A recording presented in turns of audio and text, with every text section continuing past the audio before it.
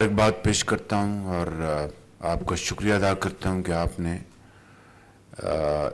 اس اہم کام کے لیے وقت نکالا اور یہ ذمہ داری سنبھالی ان ڈسکورس کے اوپر بطور ممبرز چیئرمین.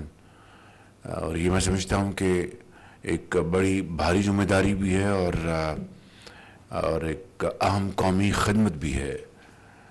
بھاری ذمہ داری اس طریقے سے کہ ان ڈسکورس کے حوالے سے جو ہماری کارکردگی رہی ہے کئی دہائیوں سے وہ کوئی قابل تعریف نہیں رہی. انفارچونیٹلی ہم سب جانتے ہیں اور اس کی بے شمار وجوہات ہیں.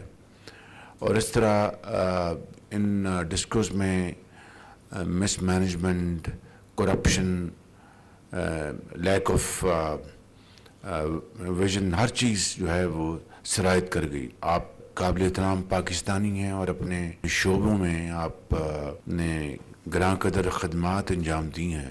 یوم آزادی کی آمد ہے تو میں سمجھتا ہوں کہ یہ اس حوالے سے بھی لائق مبارکباد ہے کہ ہم اپنے ڈسکورس کو ریفارم کر کے وہاں پر اچھے لوگوں کی تعیناتی کر کے یوم آزادی کی جو خوشیاں ہیں ان میں اضافہ کر رہے ہیں.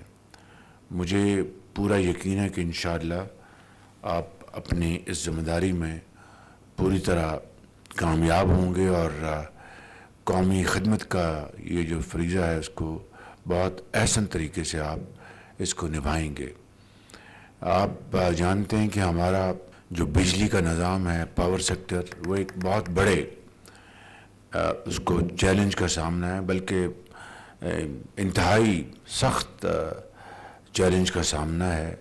اور میری نظر میں اگر ہم بجلی کے اس نظام کو بہتر کرنے میں کامیاب ہو گئے اور اس میں جو ریکوائرڈ جو اس میں چینجز ہیں، ریفارمز ہیں، وہ لانے میں کامیاب ہو گئے تو انشاءاللہ پاکستان کی جو معیشت ہے وہ اللہ تعالیٰ کے فضل و کرم سے وہ بہت تیزی سے آگے بڑھے گی.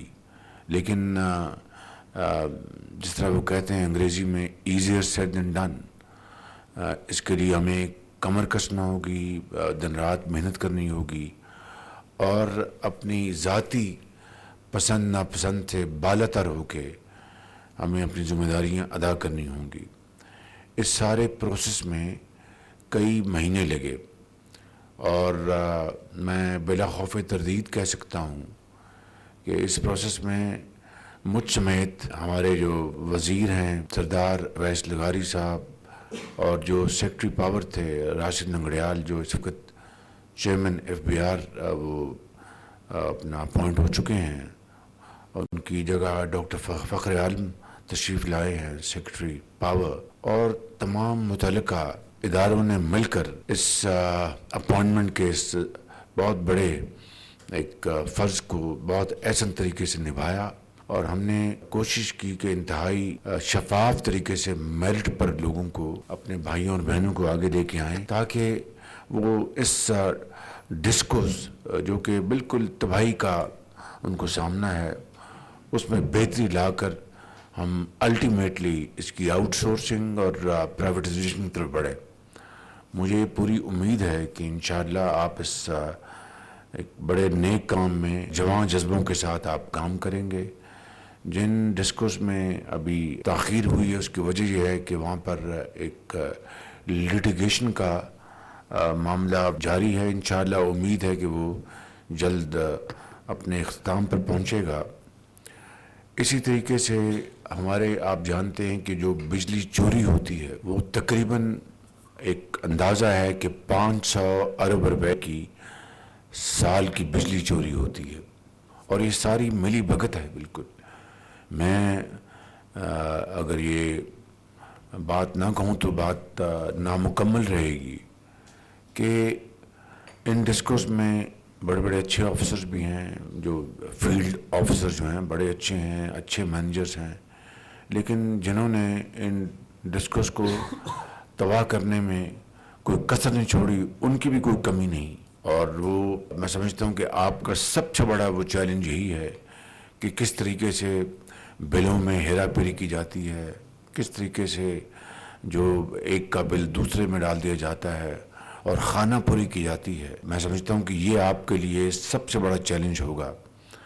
اور پھر ہم نے منسٹری نے اس کے اوپر دن رات ارگ ریزی کی ہے، محنت کی ہے کہ کس طریقے سے ہم انشاءاللہ اپنے اس نظام کو ریفارم کریں گے، اس میں ڈیپ اسٹرکچرل چینجز لے کے آئیں گے۔ تو آپ میں سمجھتا ہوں کہ اس حوالے سے فٹ سولجرز ہیں، اور آپ نے اس بارے میں آپ نے ایک اپنی بہترین صلاحیتوں کو آپ نے بروئے کار لانا ہے اخلاص کے ساتھ۔ میں اب جتنے بھی یہاں پر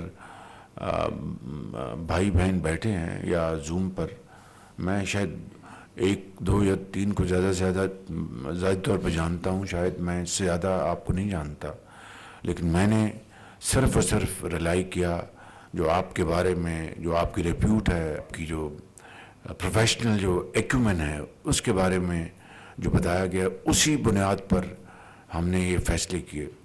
تو میں سمجھتا ہوں کہ اس سے آپ کو اچھی طرح آگاہی اور اندازہ ہو جانا چاہیے کہ حکومت وقت کا 100% یہ ایک فیصلہ ہے کہ ہم نے انشاءاللہ اس نظام کو تبدیل کرنا ہے جس نے پاکستان کی جڑوں کو کھوکھلا کر دیا ہے۔ اس وقت جو سرکولر ڈیٹ ہے، جس کو گردشی قرضہ کہتے ہیں، وہ تقریباً 2300 ارب روپے ہے۔ اب آپ اندازہ کریں کہ 2300 ارب روپیہ یعنی 2.3 ٹریلین روپیز، یہ جو پاکستان کا جو سال گزرا ہے فائنینشیل ایئر 2023-24، ہمارا ٹوٹل جو ریسیٹس تھیں وہ 9 ٹریلین کی تھیں۔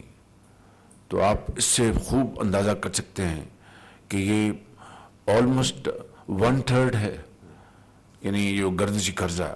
تو کیا یہ ملک چل سکتا ہے اتنے بھاری بھرکم بوجھ کے ساتھ، اتنے بے پناہ نقصانات کے ساتھ چل سکتا ہے؟ there is no question۔ تو میں سمجھتا ہوں کہ ہمیں اس کے لیے دن رات محنت کرنی ہے۔ پھر اور بھی اس کے ساتھ چیزیں ملی ہوئی ہیں، جڑی ہوئی ہیں، لائن لاسز ہیں، ٹرانسمیشن سسٹم بڑا ویک ہے۔ ہمیں فی الفور آپ کو میں نے یہ آلریڈی یہ منسٹر پاور سے گزارش کر رکھی ہے، جو سابقہ جو سیکرٹری پاور ہیں، کہ سمارٹ میٹرنگ کی طرف ہمیں پائلٹ پروجیکٹ فوراً 3-4 ڈسکوس میں لے کے آنے چاہیے فی الفور۔ مجھے امید ہے کہ آج کی میٹنگ میں اس کے بارے میں بھی پریزنٹیشن دی جائے گی کہ اس کے ذریعے ہم یہ جو نظام میں جو خرابیاں ہیں بہت حد تک اس کے اوپر ہم قابو پا لیں گے۔ تو اس کے لیے ہمیں بڑی تیزی کے ساتھ کام کرنا ہے۔ چائنا کے ساتھ ہماری بات چیت جاری ہے، جو کول بیسڈ پاور پروجیکٹس ہیں انڈر سی پیک، ان کو ہم مکس کول کے ساتھ ہم چلائیں گے، جس سے تھر کول اور امپورٹڈ کول کی ایک ان کا مکس ہوگا، جس سے کہ پاکستان سالانہ $1 ارب کے قریب اینولی اپنی بچت کر سکے گا۔ زرعی مبادلہ کی جو خرچ ہوتے ہیں ہمارے قیمتی جو امپورٹ کرتے ہیں فیول، اور اس کے اوپر جو انویسٹمنٹ ہوگی ٹو امپرووائز دا بوائلرز، اس کے اوپر بھی ہم چین کے ساتھ پوری طرح ہماری بات چیت چل رہی ہے، اور وہ حوصلہ افزا ہے۔ میں اس کی تفصیل میں اس وقت نہیں جانا چاہتا۔ اسی طریقے سے آپ کے یہ اوور آل سسٹم کی بات کر رہا ہوں کہ ایسے بعض بالکل گھسے پھٹے جو پروجیکٹس ہیں جو کہ امپورٹڈ فیول کے اوپر وہ چلتے تھے، وہ بند پڑے ہیں، ان کی تنخواہیں ان کی وہ جا رہی ہیں، اربوں روپے سال کی تنخواہیں دی جا رہی ہیں، پرکس اینڈ پریولیجز دیے جا رہے ہیں۔ بعض پلانٹس سکریپ ہو چکے ہیں، اس کو بھی تنخواہیں جا رہی ہیں۔ تو یہ وہ چیلنجز ہیں جس کا آج پاور سیکٹر کو سامنا ہے۔ اسی طریقے سے میں نے 10-12 سال پہلے پلانٹس لگائے تھے حکومت پاکستان نے، LNG پلانٹس میاں نواز شریف صاحب کی لیڈرشپ میں، اور وہ دنیا کے بہترین پلانٹس ہیں آج بھی۔ ان کی جو ٹربائنس کی ان کی جو ایفیشنسی ہے وہ تقریباً 63%, 64% ہے. اس سے پہلے جتنے بھی آپ جانتے ہیں پلانٹس لگے ہیں کسی کی بھی 52-54% سے اوپر ایفیشنسی نہیں ہے. اور یہ پلانٹس جو لگائے گئے بغیر کسی خود نمائی میں جائے، یعنی نیپرا کا جو ٹیرف تھا $8.5 لاکھ پر میگا واٹ، اس کے مقابلے میں آدھی قیمت پہ لگے $4.5 لاکھ پر میگا واٹ. اور مینٹیننس آپریشن کانٹریکٹس اس کے علاوہ ہیں. تو بغیر کسی تفصیل میں جائے اور کسی خود نمائی کی جائے، میں کہنا چاہتا ہوں کہ جو کام اگر انسان فیصلہ کر لے کہ ہم نے کرنا ہے تو اللہ تعالیٰ پر بڑی مدد فرماتے ہیں، اور اس میں کئی طریقے نکل آتے ہیں. اور اگر نیت بد ہو اور یہ نیت یہ ہے کہ ہم نے لوٹ مار کرنی ہے اور کوئی چیز چھوڑنی نہیں، تو پھر تباہی جو ہے وہ پھر سامنے ہوتی ہے، مقدر میں تباہی ہوتی ہے اور کچھ نہیں ہوتا. تو فیصلہ ہم نے کرنا ہے کہ تباہی سے بچنا ہے اور خوشحالی کی طرف جانا ہے. تو آج میں سمجھتا ہوں کہ میرے لیے ایک اعزاز ہے کہ میں آنریبل بورڈ ممبرس سے میں گوش گزار ہوں، اور جو میں نے گزارشات کی ہیں وہ بہت ہی اہم ہیں، اور مجھے امید ہے کہ آپ مل کر لائک اے ٹیم اس کے اوپر آپ بہتری لے کے آئیں گے. آج آپ یقین کر لیں کہ اس وقت دن رات ایک ہی کام ہمارا جو محکمہ ہے، minister power, secretary power, finance minister, secretary finance, اور دوسرے جو منسٹر پیٹرولیم، سیکرٹری پیٹرولیم، اور دوسرے جو متعلقہ ادارے ہیں، وہ صرف ایک ہی کام پر ان کی سوچ ہے کہ کس طریقے سے بجلی کی قیمت ہم نے کم کرنی. کیونکہ اگر بجلی کی قیمت ہم کم نہیں کریں گے گھریلو صارفین کے لیے، خالی صرف ان کے لیے نہیں، زراعت کے لیے، صنعت کے لیے، تجارت کے لیے، ایکسپورٹس کے لیے، دکانداروں کے لیے، تو ہماری معیشت جو ہے وہ اس گرداب سے نہیں نکل سکے گی. کیونکہ جب تک کہ قیمت لاگت جو ہے مصنوعات کی وہ کم نہیں ہوں گی تو آپ اپنی مصنوعات کو عالمی منڈیوں میں آپ اس کو ایکسپورٹ نہیں کر سکیں گے. قیمت لاگت زیادہ ہونے کی بنا پر بجلی وہ ایک واحد فیکٹر ہے. خاص طور پر مجھے پتا ہے کہ اسٹیل انڈسٹری میں میجر را مٹیریل بجلی ہے، کیونکہ وہاں پر کنزمپشن بجلی کی الیکٹروڈس کے ذریعے ہوتی یہی ہے، اور اس طرح دوسری بھی صنعتیں.